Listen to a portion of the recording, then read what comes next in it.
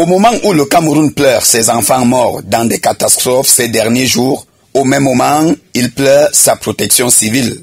La protection civile dans notre pays n'existe que de nom. Pourtant, toute une structure à elle dédiée a été créée depuis 1995. Il s'agit de la Direction nationale de la protection civile qui a pour tutelle le ministère de l'administration territoriale. Mais combien de Camerounais connaissent son existence, son siège, encore moins son directeur? Cette structure étatique assure la prévention des catastrophes, la protection des hommes, des biens et de l'environnement contre les risques d'accidents graves, les calamités ou les catastrophes, ainsi que les effets de ces sinistres font également partie de ses missions. Des missions auxquelles notre chère Direction nationale de la protection civile s'éloigne de plus en plus. On parle prévention, mais de quelle prévention s'agit-il quand on laisse les populations construire dans des marécages exposés aux inondations?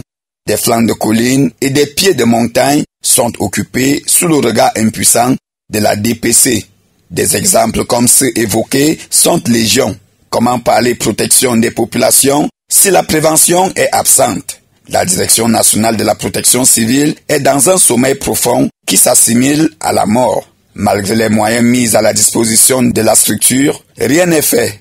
Hier encore, lors de l'éboulement de Mankolo, aucune équipe de la protection civile n'a été aperçue sur le lieu du sinistre. Sa directrice, Angèle Ndie Ntama, puisqu'il s'agit d'elle, se contente de se placer derrière son ministre de tutelle lors des événements. Son personnel n'est visible que lors des rares colloques et conférences organisées. En cette journée internationale de la prévention des risques de catastrophes, le Cameroun devrait s'abstenir de toute célébration car aucun service de prévention est en activité. Les Camerounais sont donc à la merci des catastrophes. Comme plusieurs autres structures, la Direction nationale de la protection civile se positionne comme un gouffre à sous.